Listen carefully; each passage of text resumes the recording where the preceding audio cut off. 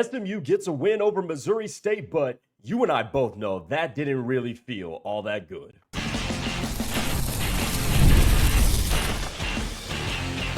You are Locked On SMU, your daily podcast on the SMU Mustangs, part of the Locked On Podcast Network, your team every day. What's up, guys? Welcome to a post-game edition as we wrap up SMU's win over Missouri State. It's Locked On SMU, part of the Locked On Podcast Network, your team every single day. I'm Grayson Singleton, and look, that was interesting, to say the least. I mean, the first quarter and the last three quarters seemed like two different worlds, didn't they? SMU gets a 28-10 victory over Missouri State. Defense, I thought, looks pretty good. Obviously, they got put in some adverse situations because the offense looked like, well, we'll get to that in a second. But I thought the defense did its thing, caused 3 turnovers, put pressure on the quarterback. Missouri State didn't run the ball all that well. So hats off to them. I thought the changes at first looked a little wonky in the secondary, but overall, decent day defensively. But if you look at the team as a whole, and especially starting with the offense, given that the offense got the ball first, you look at this team after this week and you say, this could be a good team. They scored over a touchdown per quarter in the final 3 quarters of the game. But this team is so incredibly sloppy. I mean, you look at how the first drive started. You have the interception that Kevin Jennings threw, which he had no business throwing that ball, and trying to force it to Jalen Cooper. And then you had the fumble where Romello Brinson is trying to switch the ball in his hands and just drops it. And I mean, and by the way, Romello Brinson, if this has been lost upon anybody, Romello Brinson's really good. He is really good. But he has started all 3 games with some sort of mistake. 2 of them penalties for excessive celebration, and then the fumble in this game. So Romello Brinson has been kind of a wild card. And if you want to define Romello Brinson as a wild card, I think that pretty much defines most of this team. And this team has just been one big collective wild card. Because for all the good that this team can bring, they run the ball excellently. They've got a good quarterback, not a great one, but a good quarterback. They've got a good defensive front, especially. They take the ball away. They rush the passer. They stop the run. For the most part, they protect the quarterback. And the wide receivers, even though they're missing wide receiver 1, have been really good. This just doesn't feel right. Nothing feels right. And whether it's the sluggish start, and really not a sluggish start, I mean, it was just a bad start in general, to the fact that they cannot stop committing penalties, that could be something that holds this team back. And the way I look at it with Rhett Lashlee is that he has done a lot well with this program. He has brought a swagger and an intensity back to this program. He has also made this program a really good football team and a really aggressive one at that. But at the same time, there is a flip side to that coin. And that is, if you're too aggressive and you have too much swag and the intensity is still there, you can get wildly undisciplined. And that is what SMU is right now. They are a team that could be very good. They're a team that could go toe-to-toe with Miami, especially that they get that game at home. And Miami, my God, does that team look really good. I mean, that looks like a national championship contending Miami team. They could go beat Clemson, which Clemson fell out of the AP rankings. I'm recording this on Sunday afternoon after the AP rankings came out. And by the way, SMU dropped further away from them. But they just are not buttoned up enough. I mean, 14 more penalties for over 120 yards is just not going to be sustainable once you get into conference play. It really is not. But all that said, they did get a win. And they did a lot of good things during it. But if you were to tell me, and my first takeaway is, if you were going to tell me that both TJ Harden and Chris Johnson Jr., your RBs 1 and 2, rushed for over 6 yards a carry, and your quarterback, Kevin Jennings, completes a good percentage of his throws, only turned the ball over once, threw for 278 and a touchdown. If you're going to tell me that they have a true freshman wide receiver who not only has earned the trust of his veteran quarterback and the coaching staff, but seems like the go-to dude in Jordan Hudson's absence, if you were to tell me all of that, oh, by the way, the defense takes the ball away 3 times. If you were to tell me all of that and we still don't feel great about this team, like, this team is very, very intriguing. And I think next week against TCU is going to tell us a lot. Because for all the good that this team can do, they do a lot bad that's just going to get you beat against really good teams. And Missouri State has not played Power 4 teams very well since they went to Stillwater and almost beat Oklahoma State back in 2021. Since then, they have not played Power 4 teams competitively at all. They hung with SMU. They hung with SMU yesterday. That cannot be denied. They hung with them. Now, in the second half and as the second quarter and as the game went on, you got 2 touchdowns in the second quarter. Excellent. You got a touchdown in the third and a touchdown in the fourth. Excellent. You were getting turnovers and forcing punts and all that. And by the way, you were ending your possessions with kicks aside for one other possession. Or actually, no. You didn't turn the ball over after the first quarter. After you turned the ball over on the first 2 drives, didn't turn the ball over again. That second quarter on was really, really good. But that was after SMU showed us this is as bad as we can be too. And the penalties continued throughout the entire game. So, for me, coming out of this game, first thought is, don't really know much. I really don't know how you're going to fare against TCU and into conference play.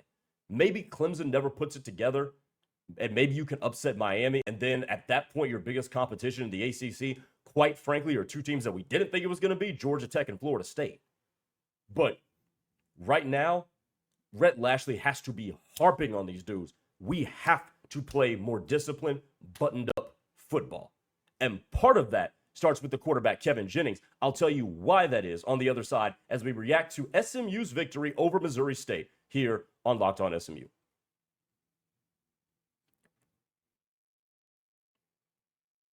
Quick question for all of you college football fans out there. If you could go back in time and sit front row at your school's biggest rivalry game, what hat would you wear to the game? Yeah, of course, I said hat.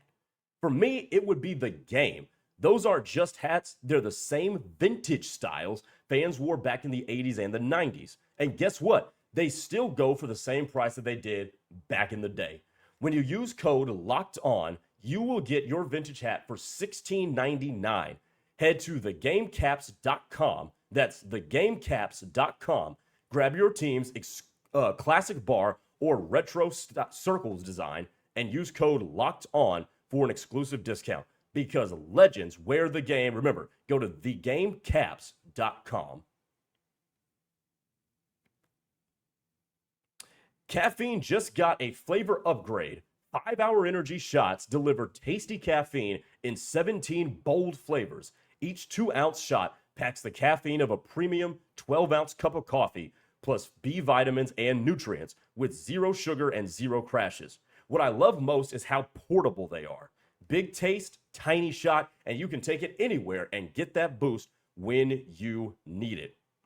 I've been trying some of these new flavors as well, and they're excellent. But also, I love how fast it kicks in, and it's sugar-free as well. So I don't have to worry about those late afternoon crashes. Enough with boring, flavorless caffeine. It's time to give your caffeine a flavor upgrade with 5-hour energy shots. Get the favorites you love or be bold and try something new in store and online at www.5hourenergy.com or on Amazon today.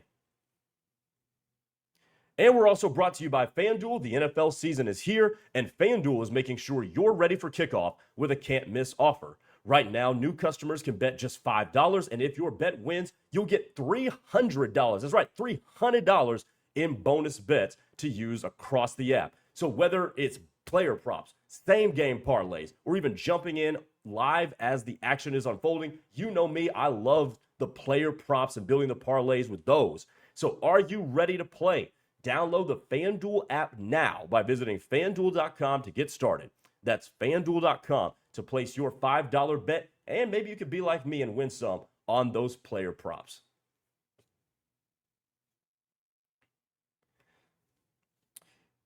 The other thing I noticed in this SMU Missouri State game as we welcome you back to Locked On SMU. I'm Grayson Singleton. By the way, go ahead and subscribe to the channel. We will still have our usual Monday through Friday content coming up this week as we get ready for TCU. Okay, the other thing I noticed is Kevin Jennings. He's a really good quarterback. He is not great.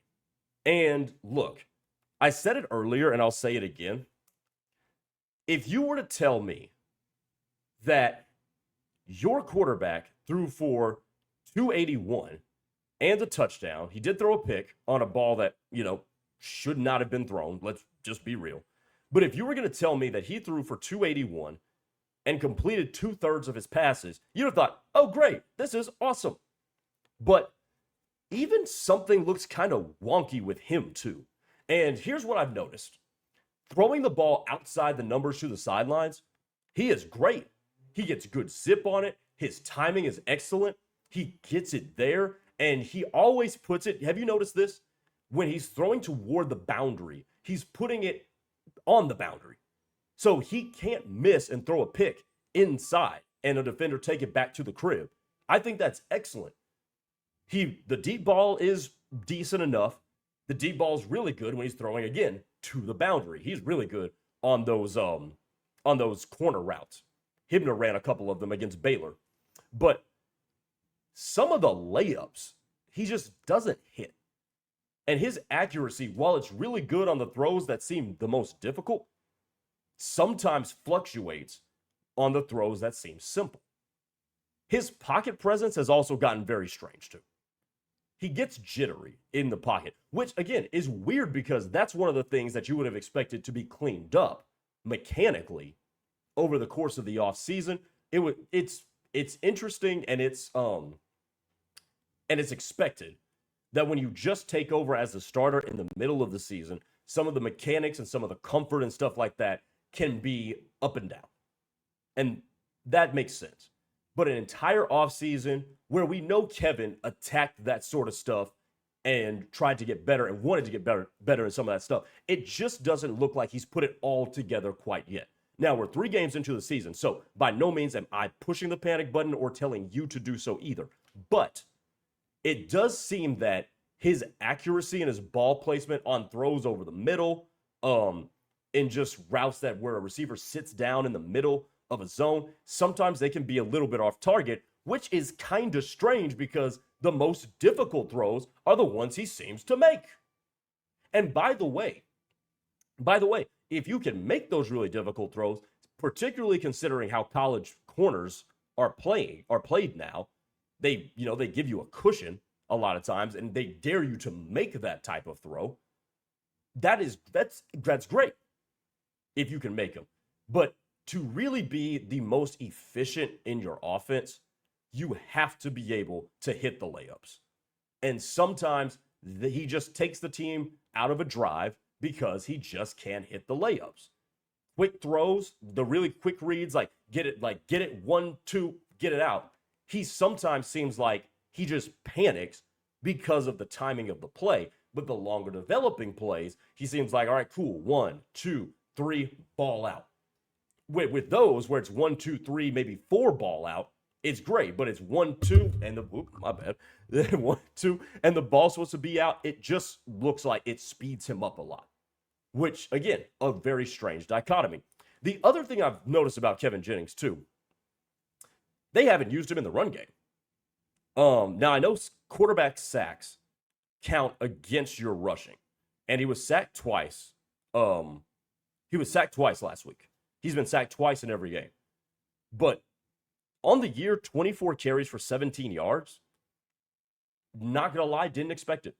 I didn't expect that. Now, maybe that's a product of how the offense is being called, but he does look a little bit slower. He also looks like he's reining himself in to prove that I can be a pocket thrower. And if that's the case, dude, you're a pocket passer. We get it. We've seen you stand in the pocket and deliver early in this season. We saw you do it last year. You are a good pocket thrower. Kevin Jennings is a good thrower of the football from the pocket. But what makes him even better, or what could make him even better than he already is that he has mobility and escapability and athleticism. Use it. Use it. And I think instead of that, he's trying to force it into windows where he just otherwise shouldn't. Because Romello Brinson bailed him out on a bad throw to begin the game against Baylor, where he underthrew the post route. But then he tries to squeeze it into a window that just isn't there to begin the Missouri State game, and that one ends up being picked off. You know, kind of that age-old adage, playing with fire way too much, eventually you get burned kind of thing. But he does a lot really good. He does some kind of bad. And I'll tell you this, and I'll give him credit for this. The fact that he has developed a rapport quickly with a true freshman, Jalen Cooper, I think is highly encouraging. Because once Jordan Hudson gets back, whenever that is, you'll have Hudson. Obviously, you're going to have a connection with him. Brinson, you have a pretty good connection with him, especially as a deep ball threat. And then Cooper as another wide receiver. And then you've got Maryland, who got a touchdown pass, and Hibner. And then the guys out of the backfield. That's a pretty solid squad of playmakers. Everything is there for this offense to take off once Jordan Hudson gets back. But Kevin Jennings has to be able to make the easy plays the same way he makes the more difficult. And that's the weird conundrum with him so far. I think if he can just take a step back and get more comfortable in the offense, there's easy plays to be had, and SMU can really start to march the ball down the field because their offense has been good. When they're not turning the ball over, they're running the ball for over 4.5 yards, approaching 5 yards a carry. The two running backs that they're utilizing, mainly with Harden and Johnson, awesome. But, man, I think they leave some efficiency out there on the field, and I think it starts with him hitting the easy throws. All right, that'll do it for our breakdown of the Missouri State win, 28-10, the final score as SMU moves to 2-1 on the season. We will talk to you guys on Monday with our regular content as we continue to break down this game and get you ready for next Saturday against TCU. Take it easy, everybody.